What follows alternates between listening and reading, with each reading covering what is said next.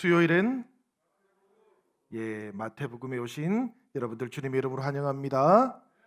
우리 지난주에 우리가 마태복음은 한 주 쉬었는데요. 그래서 오늘 지난번 시간에 이어서 예수님의 산상설교 가운데에서 팔복에 대한 말씀, 그 중에서 네 번째부터 여섯 번째 복에 대해서 우리가 살펴보려고 합니다. 그런데 이 내용 다루기 전에 우리가 지난 내용 조금 복습하고 계속 이어가도록 하지요.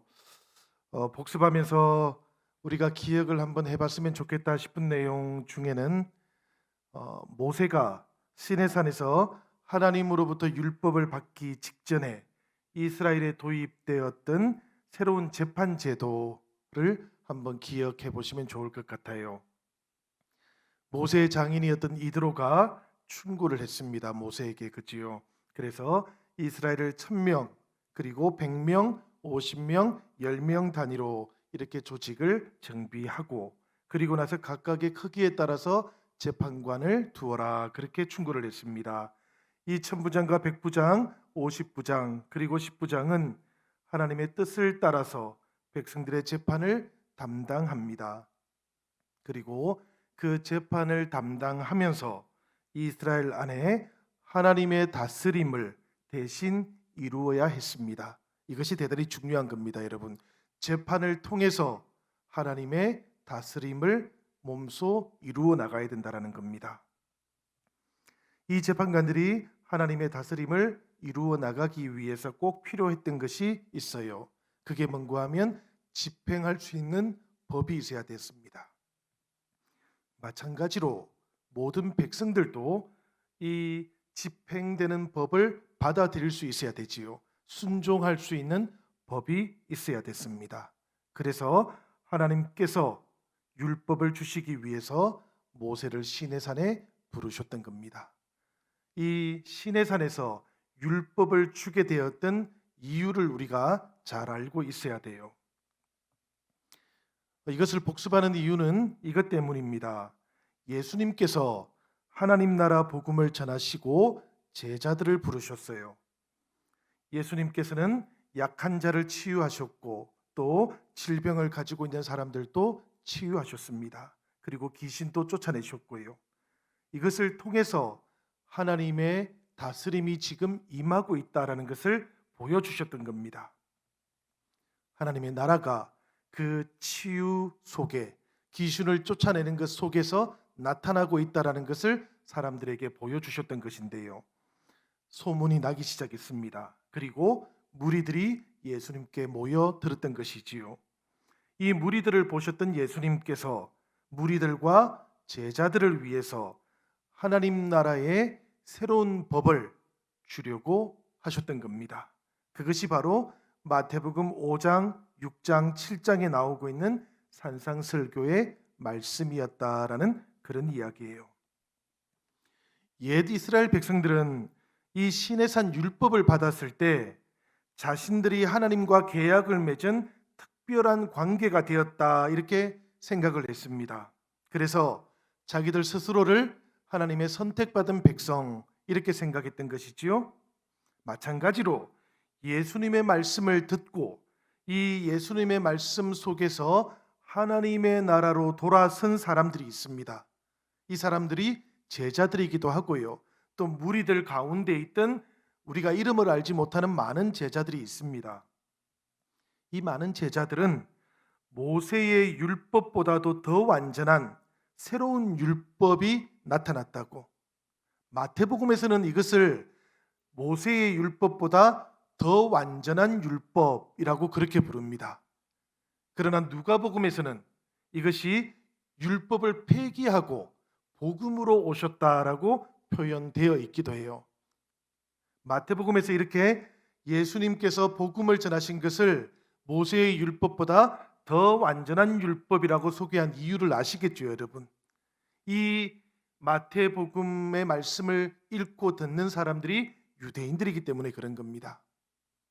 이건 사실은 본질적으로 차이가 있는 게 아니에요. 그 표현을 통해서 복음을 듣는 사람들이 걸림돌이 없도록 하기 위해서 마태가 이런 표현을 쓰고 있는 겁니다. 모세의 율법보다 더 완전한 새로운 율법이 나타났다고 그렇게 지금 성경은 말하고 있는 겁니다. 이 새로운 율법, 모세의 율법보다도 더 완전한 율법의 첫 번째 가르침이 뭐였던가 하면 바로 행복한 사람들에 대한 가르침이었다라는 겁니다. 그러니까 하나님 나라에서 가장 중요한 것은 여러분 뭘까요? 행복한 겁니다, 여러분. 우리가 신앙생활을 하면서 행복해야 된다라는 것, 이게 대단히 중요한데요. 다만 이 행복이 세상이 주는 행복은 아니에요. 그죠? 하나님의 나라를 간직하는 것 때문에 가지게 되는 행복입니다. 그죠? 그 행복에 대한 이야기가 8가지 나오고 있습니다. 그래서 이 8가지 복에 대한 가르침을 팔복이라고 그렇게 부르기도 하는 것이지요. 우리가 지난주에 3가지 복을 한번 살펴보았습니다. 첫 번째 복, 조금 바꿔보면 첫 번째로 예수님께서 행복한 사람들이 누구냐 우리에게 알려주신 것이 바로 심령이 가난한 사람들이었다. 우리가 그렇게 나누었습니다. 이 심령이 가난한 사람들, 마음이 가난한 사람들, 영으로 가난한 사람들인데요. 이 사람들은 물질의 부족과 같은 어떤 표면적인 가난을 말하는 게 아닙니다, 여러분. 이 가난은 어떤 가난인가 하면 하나님으로 채워져야 하는 가난을 말하는 거예요. 하나님을 필요로 하는 가난을 말하는 겁니다. 사실 이것은 하나님 앞에 서 있는 사람, 우리 인간 존재 자체가 가지고 있는 가난이기도 한 거예요.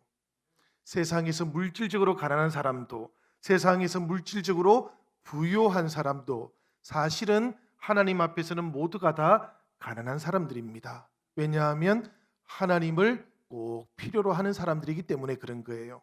그런데 그 중에 어떤 사람들은 하나님이 필요하다라는 것을 모르고 살아가는 사람들이 있는 것이지요. 마음이 가난하지 않은 사람들입니다.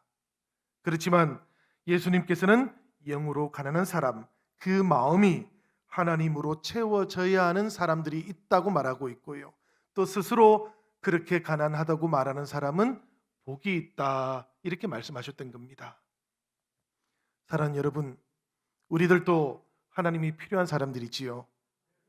우리들 모두가 다 하나님으로 채워져야 하기 때문에 우리가 주님을 믿는 것이고, 또 오늘 이 저녁에도 이 자리에 모인 걸로 알고 있습니다. 그렇지요. 그래서 우리들은 모두가 다 마음이 가난한 사람들인 겁니다. 하나님으로 채워지기를 바라는 사람들인 것이지요. 그런 우리들을 향해서 주님께서 너희는 참으로 행운아들이다, 행복한 사람들이다, 이렇게 말씀해 주셨던 것입니다. 우리 옆에 계신 분들에게 행복한 사람들이십니다, 이렇게 인사 한번 나누시지요. 예, 우리가 그렇게 행복한 사람들이에요. 예수님께서 두 번째로 행복한 사람들은 어떤 사람들인가 하면 애통하는 사람들이라고 했습니다. 애통하는 사람들이 행복하다라는 것, 이게 대단히 역설적이라고 말씀드렸어요. 그렇지만 이 애통함이라는 것이 회개 때문에 생겨난 애통함이라면 그 사람은 복이 있는 것이 맞지요. 하나님께로 돌이키는 것 때문에 생겨나는 그 애통함을 우리 하나님께서 위로해 주시기 때문에 그런 겁니다. 온갖 시련, 온갖 고통 속에서도 하나님에게서만 희망을 보기 때문에 이 세상에서 하나님의 자녀로 살아가는 동안 생겨나는 애통함이 있다면, 그런 애통함은 우리 하나님께서 위로해 주실 것이라서 우리 예수님께서는 그렇게 애통하는 사람들에게 복이 있다고 그렇게 말씀해 주셨던 것입니다. 제가 지난번에 이렇게 표현을 해봤어요. 비록 그 뺨에서 애통의 눈물이 채 마르지 않는다 할지라도 예수님께서는 그 사람을 향해서 지금 행복하다고 말씀하신다. 왜냐하면 지금 하나님의 위로가 임하기 때문입니다. 세 번째로 예수님께서 행복한 사람이라고 말씀하신 사람은 온유한 사람이에요. 여러분, 이 온유한 사람은 성격이 조금 유순한 사람을 가리키는 것이라고들 생각해 오셨겠지만 이 본뜻은 그런 뜻이 아니라고 말씀드렸습니다. 예수님께서 온유하다고 불렀던 사람들은 세상에서 아무것도 내세우지 않고 오직 하나님만 의존했던 사람이라고 그렇게 말씀드렸어요. 예수님 때문에 세상 사람으로서의 권리를 내려놓는 사람을 말하는 겁니다. 이게 온유한 사람. 그러니까 모든 것을 주님께 맡김으로 세상에서 모든 것을 내려놓았던 제자들과 같은 사람을 가리키는 거예요. 그런데 여러분, 이런 사람들은 세상에서는 참 온유한 사람인데 하나님의 나라를 위해서는 가장 용감한 사람이기도 한 것이지요. 우리가 이런 분을 한 분 알고 있지 않습니까? 세상에서는 가장 온유하셨지만 하나님의 나라를 위해서는 단 한 걸음도 뒤로 물러나지 아니하시고 마침내 십자가까지 지셨던 분을 우리가 알고 있지 않습니까? 바로 우리의 주님께서 가장 온유하신 분이셨던 거예요. 가장 온유하셨던 우리 주님께서 십자가에 달리셨던 골고다를 한번 생각해 보면 좋겠습니다, 여러분. 이 골고다는 이 땅에 있는 한 조각의 땅입니다. 그렇지요? 그런데 이 주님의 십자가가 세워져 있던 이 골고다로부터 땅이 새로워지기 시작했던 거예요. 그리고 십자가의 은혜를 통해서 생명이 살아나고 교회가 세워져 갔던 곳들마다 우리 주님께서 저 온유한 자들에게 약속하셨던 한 조각의 땅들이 계속해서 주어지고 있는 겁니다. 여러분, 온유한 자들이 땅을 차지하게 되는 새날은 하나님의 나라가 임하게 되면 완전히 성취가 될 거예요. 그렇지만 주님께서 저 골고다의 십자가를 꽂으신 그때부터 그 골고다의 땅 한 조각부터 시작해서 이 땅은 계속해서 온유한 사람들에게 계속 주어지고 있는 중이기도 한 겁니다. 우리가 사실은 선교를 통해서 생명을 살리는 것을 통해서 바로 이 온유한 자들이 땅을 기업으로 얻게 된다라는 이 말씀을 지금 실천해 가고 있는 중인 것이지요. 우리가 지난주가 아니네요. 지난번에 나누었던 세계의 복에 대한 이야기가 이런 내용들이었습니다. 오늘 우리는 4번째부터 6번째 복에 대해서 또 행복한 사람들에 대해서 살펴볼 겁니다. 먼저 우리 6절의 말씀 함께 한번 읽어보도록 하겠습니다. 우리 다 같이 6절 말씀 읽도록 하겠습니다. 화면 띄워주세요. 예, 다 같이 우리 6절 말씀 읽겠습니다. 의에 줄이고 목마른 자는 복이 있나니 그들이 배부를 것이미요. 이 4번째로 예수님께서 행복하다 말씀하셨던 사람은 의에 줄이고 목이 마른 사람이라고 합니다. 여러분, 이 6절의 말씀에서 예수님께서 말씀하셨던 의라는 것, 이것을 우리가 한번 생각해 봐야 됩니다. 이 의로움이라는 것은 세상 사람들이 의롭다고 여기는 그런 것을 가리키는 것은 아니겠지요. 우리 예수님께서 의라고 말했던 것, 이것은 사실은 하나님께서 의롭다고 여기시는 것을 말하는 겁니다. 그렇지요? 이 의미를 살려서 의에 줄이고 목마른 사람들을 표현해 놓은 여러 가지 성경 번역을 한번 우리가 보도록 할 텐데요. 먼저 우리 독일어를 보는 건 아닙니다. 독일어를 한국어로 번역을 했습니다. 한번 보십시다. 우리 다 같이. 이 독일어에는 이 땅에서 하나님의 의로운 뜻이 끝내 이루어지는 데에 줄이고 목마른 사람, 의에 줄이고 목마른 사람을 이렇게 번역을 해놨어요. 프랑스 성경에서는 어떻게 해놨을까요? 이렇게 되어 있습니다. 하나님이 바라시는 대로 사는데 줄이고 목마른 사람들. 영어 성경에는 이렇게도 번역을 했습니다. 하나님이 재촉하시는 바를 이루는 것이 가장 큰 바람인 사람들. 요즘 중국어 성경도 꽤 많이 나오잖아, 그지요? 중국어 성경은 이것을 하나님 뜻 해내기를 애타게 바라는 사람들, 의에 줄이고 목마른 사람을 이렇게 번역을 해놓았어요. 이 말씀을 보면 여러분, 결국에 여기에는 의라는 것이 어떤 뜻을 가지고 있는가 하는 것을 강조해 놓고 있다는 것을 발견하게 됩니다. 예수님께서 말씀하셨던 의라는 것은 윤리적인 의로움이라든지 혹은 우리가 보통 생각하는 사회적인 정의라든지 이런 것을 가리키는 의미가 아니라는 겁니다.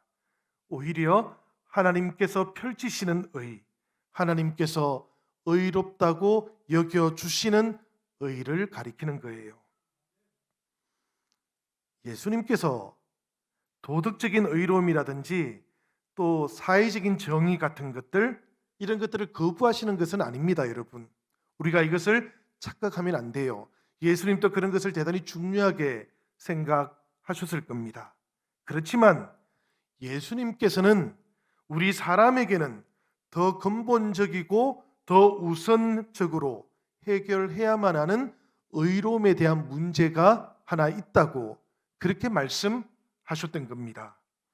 도덕적인 의로움을 행하려고 하는 사람 또는 사회적인 정의를 행하려고 하는 사람 그 자신이 의롭지 않기 때문에 그런 거예요.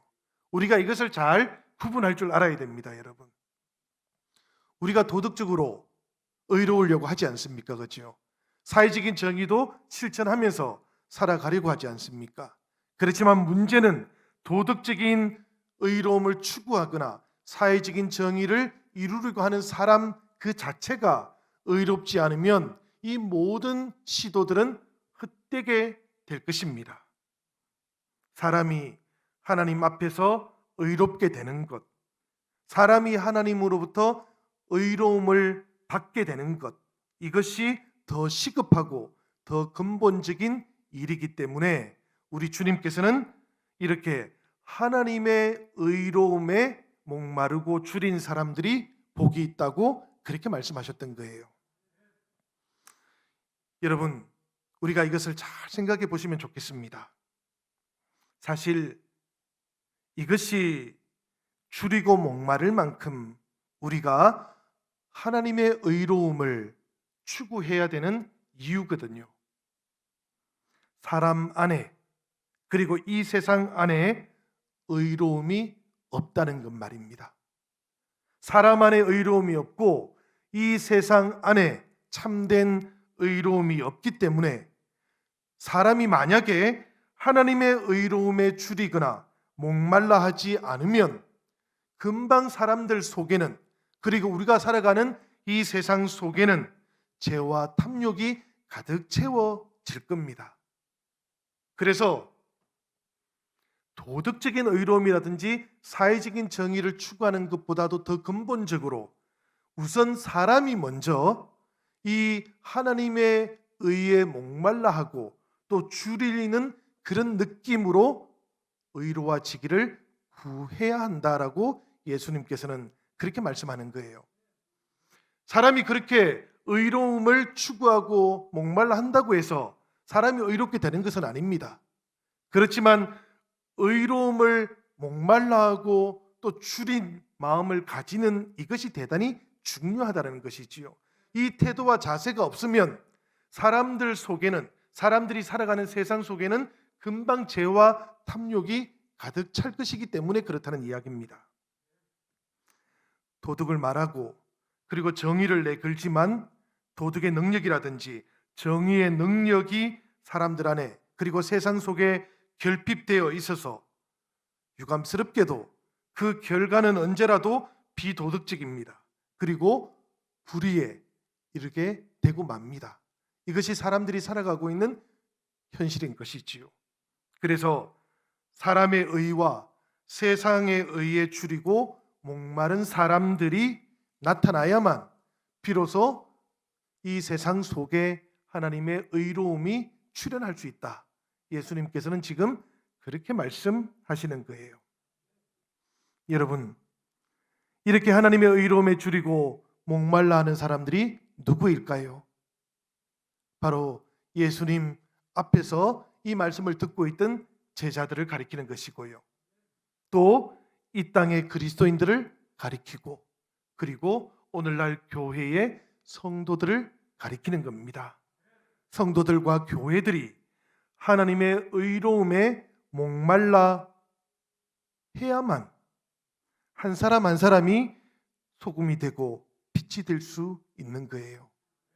오늘 이 시대에 교회가 세상의 소금이 되거나 빛이 되지 못했던 이유가 어디에 있을까 생각해 본다면, 하나님의 의로움에 우리가 목말라 하지도 않고 줄여 있지도 않기 때문인 것이지요. 오직 은혜로 우리는 의로워질 것이기 때문에 우리들은 스스로 의에 대해서 목말라 하지도 않고 줄여 하지도 않는 겁니다. 그러다 보니까 우리가 놀랍게도 어떤 의로움도, 어떤 빛도, 어떤 소금의 맛도 지금 나타내지 못하고 있는 거예요. 예수님께서 오늘 산상설교의 말씀을 통해서 우리들에게 다시 이 말씀을 주시면서 하나님의 의로움에 목말라 하고 또 줄인 너희들은 복이 있다, 행복한 사람들이다, 행운아들이다, 그렇게 말씀하시는 겁니다. 사랑하는 여러분, 우리 안에 이 하나님의 의로움을 향한 목마름이 있는지, 정말로 줄인 마음이 있는지 돌아볼 수 있기를 바랍니다. 이 의로움, 이것을 우리가 목말라 하고 또 줄여 하는 마음이 있으면 여러분, 참으로 큰 유익이 있어요. 왜 그런가 하면 이 의로움에 줄이고 목말라 하는 그 사람들이 먼저 하나님의 의로움으로 채워질 것이기 때문에 그렇습니다. 사실 이것이 대단히 중요한 것 아닙니까 여러분, 그죠? 오늘 말씀을 보면 여러분, 의에 줄이고 목마른 사람은 복이 있나니 그들이 배부를 것임이라, 이렇게 되어 있지 않습니까? 이 배부름은 무엇으로 채워지는 배부름일까요? 물을 마시고 음식을 먹는 것으로 채워지는 배부름일까요? 그렇지가 않은 것이지요. 바로 우리가 목말라 하고 우리가 주려했던 하나님의 의로움으로 우리가 채워지기 때문에 하나님께서는, 예수님께서는 우리를 향해서 너희가 행복한 사람들이다, 그렇게 말씀하셨던 겁니다. 우리가 하나님의 의로움에 목말라 해봅시다. 우리가 하나님의 의로움에 정말 줄인 그런 느낌을 가져봅시다. 그러면 우리 주님께서는 우리를 이 주님의 의로움으로, 하나님의 의로움으로 먼저 채워주실 겁니다. 예수님께서 다섯 번째로 행복하다 말씀하신 사람들이 있어요. 이 사람들이 누군가 하면 긍휼히 여기는 사람들이라 그럽니다. 긍휼히 여기는 사람, 우리 7절의 말씀 한번 읽어볼까요? 다 같이 읽겠습니다. 긍휼히 여기는 자는 복이 있나니 그들이 긍휼히 여김을 받을 것이며. 아멘. 여러분, 이 말씀에서 예수님께서는 긍휼히 여기는 사람은 축하해 줄 만한 사람이다, 이렇게 말씀하고 있는 것이죠. 그 사람들이 행복한 사람들이고 행운아들이고 축하를 받을 만한 사람들이다, 이렇게 말씀했어요. 왜 그런가 하면 이 긍휼히 여기는 사람이 하나님으로부터 긍휼을 받기 때문입니다.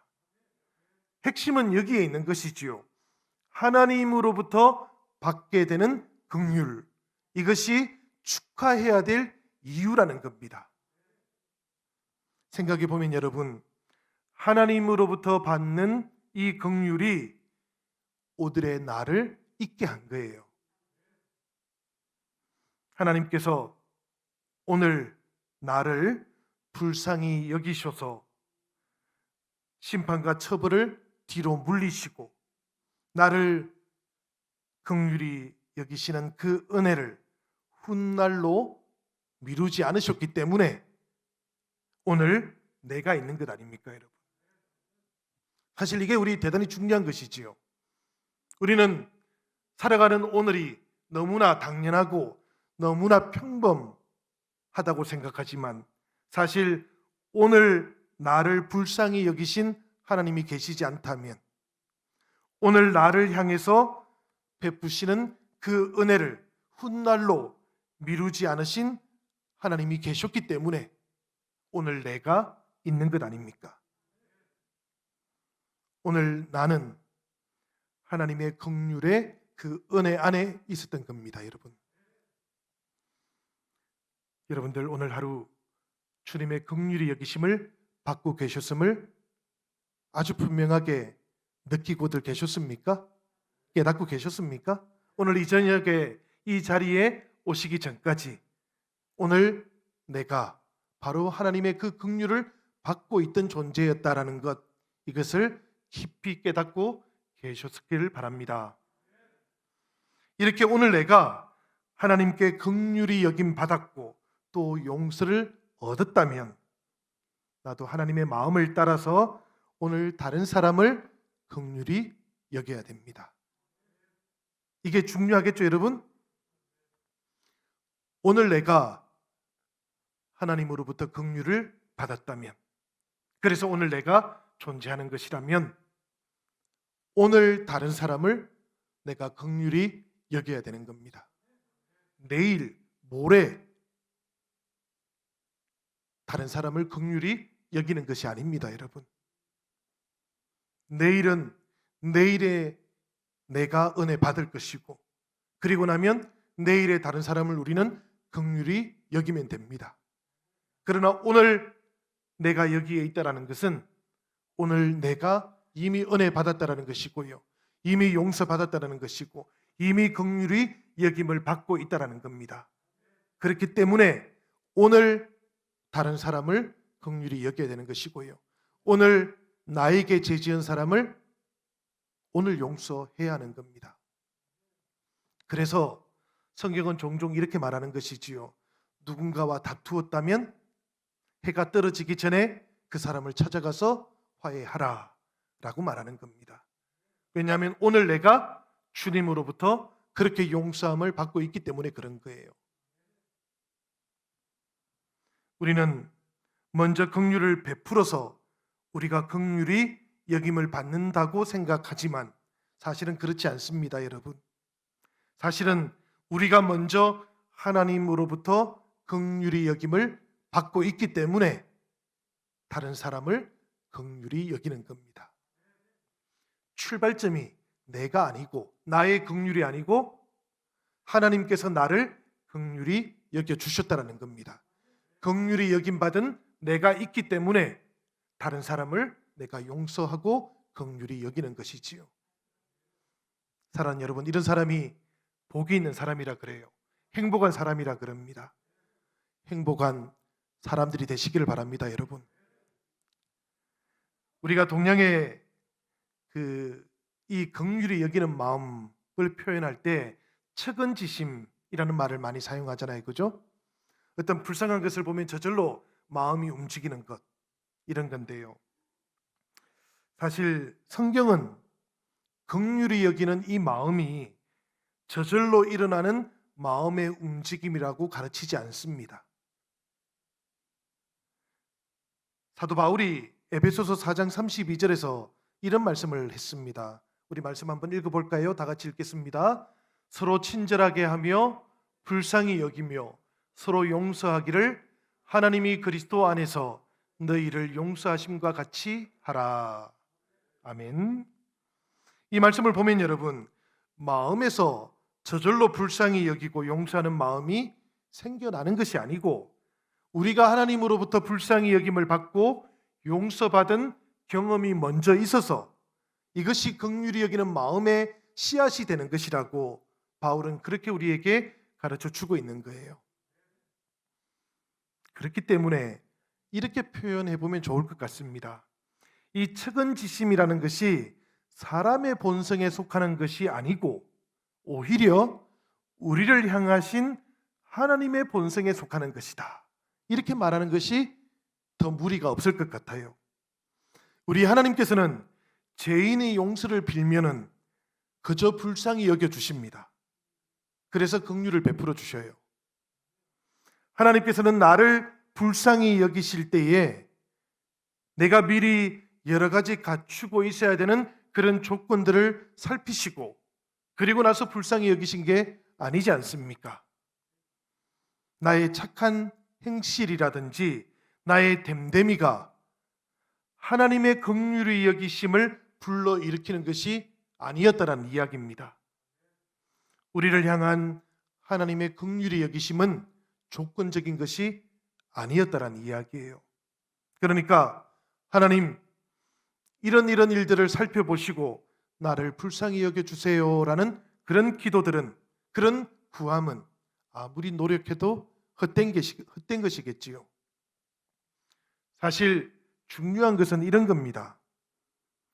우리가 어떤 조건도 가지고 있지 않다 할지라도 그저 하나님 앞에 긍휼히 여김 받기를 구하면서 하나님께로 돌아서기만 하면 우리 하나님께서는 우리를 받아주신다라는 겁니다. 그러니까 하나님 안에 본성으로 이 측은지심이 있으시다라는 그런 이야기예요. 하나님께서는 회개하는 나를 불쌍히 여겨서 은혜를 베풀고 나의 죄를 용서하십니다. 이 용서가 내가 도무지 받을 자격이 없는 구원을 받게 하는 것이기 때문에 긍휼히 여김 받는 사람은 행운아인 거예요. 복이 있는 사람인 거예요. 복이 있고 행복한 사람. 여섯 번째 사람은 어떤 사람인가 하면 마음이 청결한 사람이라 그럽니다. 여러분들 마음이 깨끗하십니까? 대답들을 안 하시네. 우리가 주님 안에 있기 때문에 마음이 깨끗한 사람들입니다. 우리 8절의 말씀 함께 한번 읽어보지요. 다 같이 읽겠습니다. 마음이 청결한 자는 복이 있나니 그들이 하나님을 볼 것임이요. 아멘. 제가 어릴 때 하나님이 참 보고 싶었습니다. 성경을 읽다 보니까 마음이 청결한 자는 복이 있나니 하나님을 볼 것이라. 그래서 마음을 좀 청결하게 해보려고 참 무던히도 노력했던 기억이 있기는 해요. 근데 하나님을 보지를 못했습니다. 이 말씀 속에 마음이 청결한 자가 하나님을 볼 것이다 라는 이 이야기를 들으면 여러분들은 어떤 생각이 드십니까? 죄를 짓지 않는 사람 혹은 죄를 지어서도 깨끗이 회개한 사람은 하나님을 만날 수 있는 것이겠구나, 이런 생각들 들지 않습니까? 그래서 도덕적이고 또 윤리적으로 더 깨끗한 삶을 살아봐야 되겠다, 이런 결심들도 하지 않으십니까? 이런 마음들이 좋은 마음이고 또 좋은 결심이십니다. 정말로 열심히 깨끗하게 마음을 지키시면 하나님께서 꿈에라도 나타나 주시지 않겠습니까, 여러분? 그런데 여러분, 오늘 이 말씀 우리가 조금 더 살펴보기는 해야 됩니다. 왜 그런가 하면 예수님께서 말씀하셨던 이 청결한 마음은 조금 다른 의미를 가지고 있었거든요. 본래 청결이라고 하는 단어는 헬라 말로는 카타로스라는 말이에요. 이 카타로스라는 말에서 우리가 잘 아는 말이 나왔습니다. 카타르시스라는 말이 여기서 나온 거거든요. 카타르시스라는 것은 정화되었다라는 뜻입니다. 깨끗하게 정화된 것을 말하는 거예요. 이 카타로스라는 말도 그런 뜻을 가지고 있습니다, 여러분. 빨래를 깨끗하게 세탁하는 것, 이게 카타로스예요. 그 다음에 또 어떨 때 사용했던가 하면 광산에서 금강석을 발견한 거예요. 이 금강석에 불순물들을 다 제거하고 순금만 남도록 하는 것, 이것을 카타로스라고 부르기도 했습니다. 알곡과 죽정이가 있으면 죽정이는 다 제거해내는 것, 이것을 가리켜서 카타로스라고 부르기도 했어요. 그러니까 우리 예수님께서 마음이 카타로스인 사람이 행복한 사람이다, 이렇게 말씀하셨다는 이야기거든요. 이 말씀의 뜻을 조금 전에 이 카타로스라는 단어의 뜻을 담아서 한번 표현해 보면 이런 의미일 거라고 합니다. 불순한 것이 담겨 있지 않은 온전한 마음. 다시 말하면 오직 하나님께만 마음을 두는 아주 단순한 마음. 이게 청결한 마음이라 그럽니다. 이 말씀 속에는 여러분, 정말로 마음이 나누어지지 않는 게 대단히 중요하다는 것을 우리가 느낄 수 있으면 좋겠어요. 예수님께서 마태복음 6장 24절에서 이런 말씀을 하셨습니다. 우리 같이 한번 읽어보지요. 마태복음 6장 24절입니다. 한 사람이 두 주인을 섬기지 못할 것이니 혹 이를 미워하고 저를 사랑하거나 혹 이를 중히 여기고 저를 경히 여김이라. 너희가 하나님과 재물을 겸하여 섬기지 못하느니라. 아멘. 지금 이 말씀 속에 보면 두 주인은 하나님하고 재물, 그러니까 하나님하고 세상을 가리키는 겁니다. 하나님을 향해서도 마음이 좀 있고 세상을 향해서도 마음이 좀 있으면 이런 마음을 예수님께서는 청결한 마음이라고 그렇게 바라봐 주지 않으신다라는 그런 이야기지요. 마음이 나누어져 있는 것, 이것은 하나님 앞에서 깨끗한 마음은 아니다라는 그런 이야기입니다. 야고보서 4장 8절에 보면 이 이야기가 아주 분명하게 표현이 되어 있습니다. 우리 같이 한번 읽어보지요. 하나님을 가까이 하라. 그리하면 너희를 가까이 하시리라. 죄인들아 손을 깨끗이 하라. 두 마음을 품은 자들아 마음을 성결하게 하라.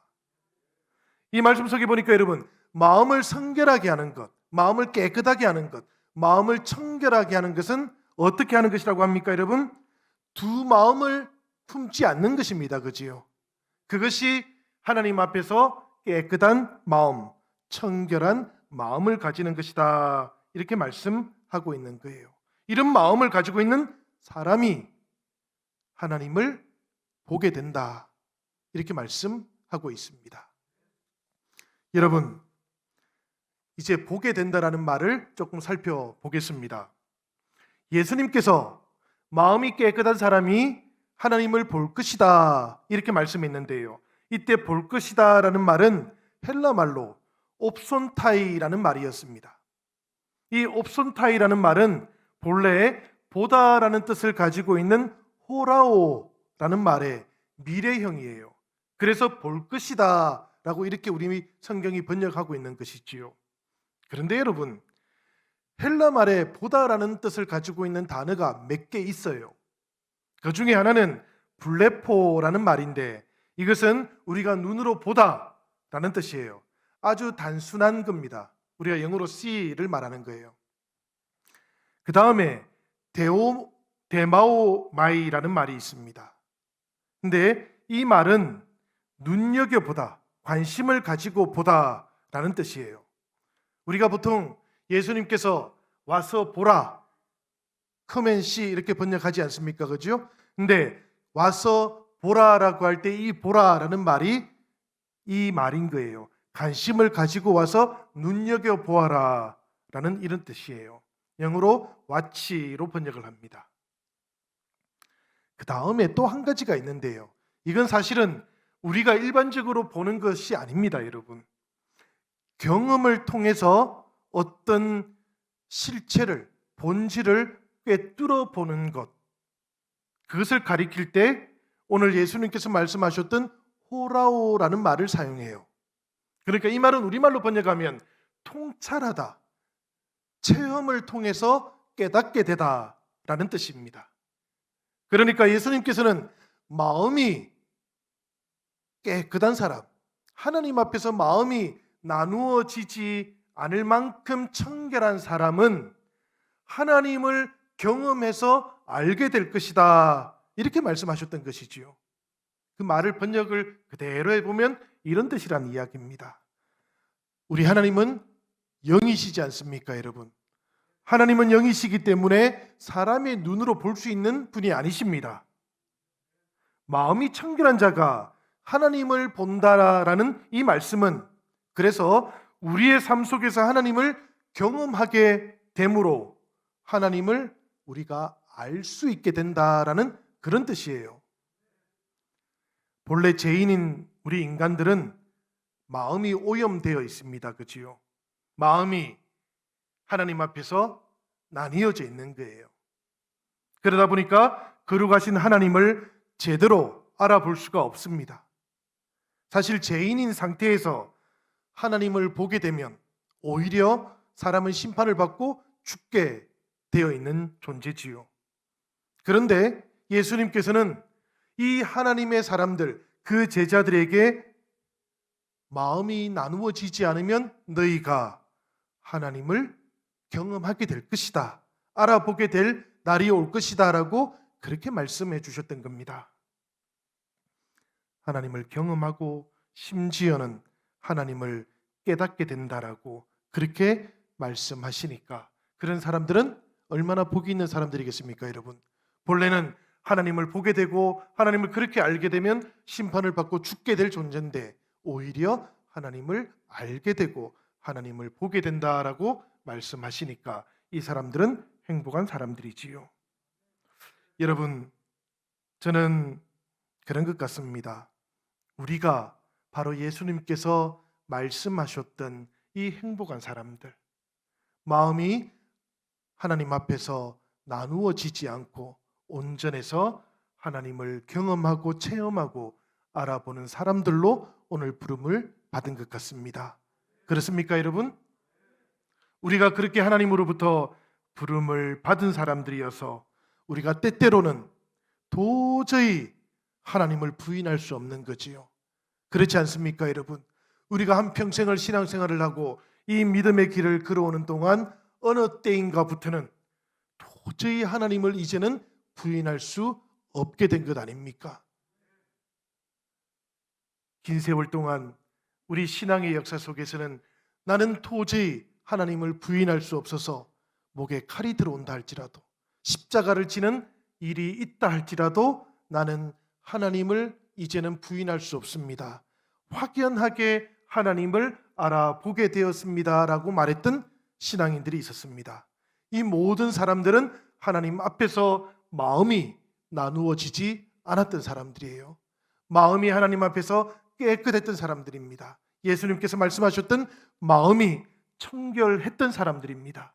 그래서 그 마음으로 하나님 앞에 나아갔기 때문에 그들은 경험으로, 체험으로 하나님을 알았고 그 하나님을 부인할 수 없었던 거예요. 이 사람들을 가리켜서 우리 주님께서는 행복한 사람들이라고 그렇게 부르셨던 겁니다. 사랑하는 여러분, 여러분들이 바로 이 행복한 사람들이 되시기를 바랍니다. 우리가 주님으로 인해서 하나님의 자녀가 되었고요, 우리가 주님으로 인해서 이제는 더 이상 마음이 나누어지지 않은 사람들로 부름을 받은 겁니다.